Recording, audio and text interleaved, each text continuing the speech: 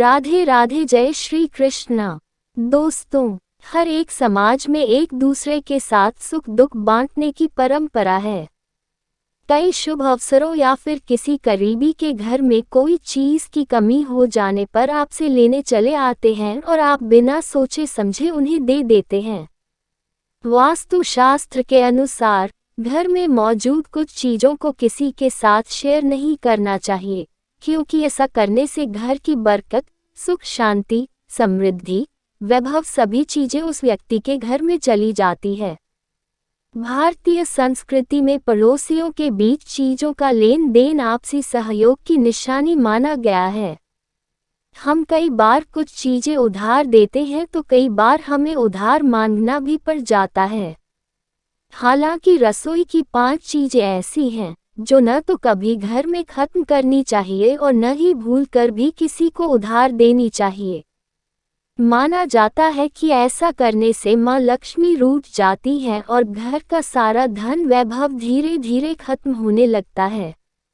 आइए जानते हैं कि ऐसी कौन सी चीजें हैं जिन्हें दूसरों को उधार देना ज्योतिष शास्त्र में अशुभ माना गया है। इससे पहले यदि आप चैनल में नए हो तो चैनल को सब्सक्राइब कर लें, जिससे आने वाली नई जानकारियां सबसे पहले आपको मिल सके। तो दोस्तों, आइए जानते हैं वो कौन सी चीजें हैं जिन्हें दूसरों को उधार देना ज्योतिष शास्त्र में अशुभ माना जाता है। पहला है नमक। ज्योतिष शास्त्र के मुताबिक नमक किसी भी भोजन का आधार बिंदु है। इसके बिना किसी भी प्रकार के भोजन की कल्पना भी नहीं की जा सकती। अगर कभी घर में नमक खत्म हो जाए और उसके बिना भोजन बनाया जाए तो वह बेस्वाद हो जाता है। इसलिए हमें हमेशा इस बात का ध्यान रखना चाहिए कि कभी भी घर की रसोई में नमक खत्म न हो पाए। इसके साथ ही यह बात भी गांठ बांध कर रखनी चाहिए कि सूरज छिपने के बाद किसी को भी भूलकर नमक उधार न दें। ऐसा करने पर घर की आर्थिक स्थिति पर असर पड़ता है और वह धीरे धीरे बिगड़ने लगती है।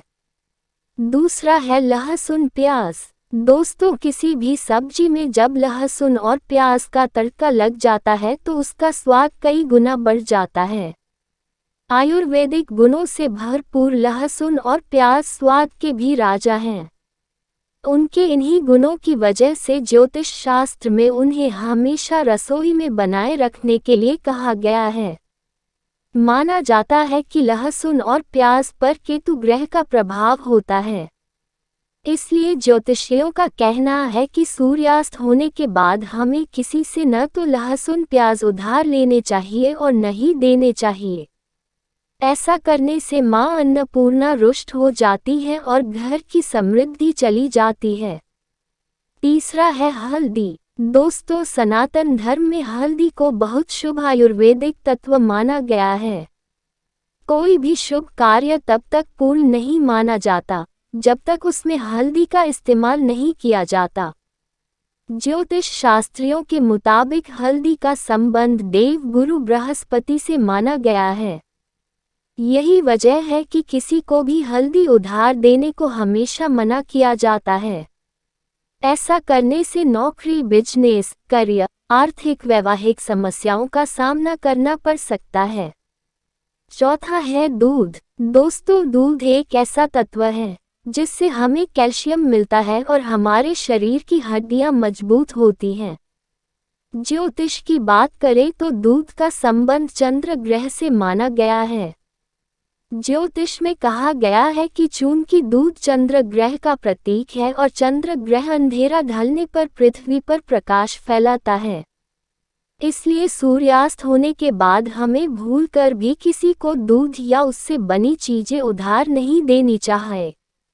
ऐसा करने से चंद्र ग्रह का कोप झेलना पड़ता है और घर में आर्थिक परेशानियों का सामना करना पड़ सकता है। पांचवा है सरसों का तेल। दोस्तों, घर में रखा सरसों का तेल शनि ग्रह से संबंध रखता है। ऐसा कहते हैं कि घर की रसोई में सरसों का तेल कभी खत्म नहीं होना चाहिए। ऐसा होने से आप शनि के प्रकोप का शिकार हो सकते हैं। इसके खत्म होने से पहले ही डिब्बे में तेल भरने का इंतजाम कर लें।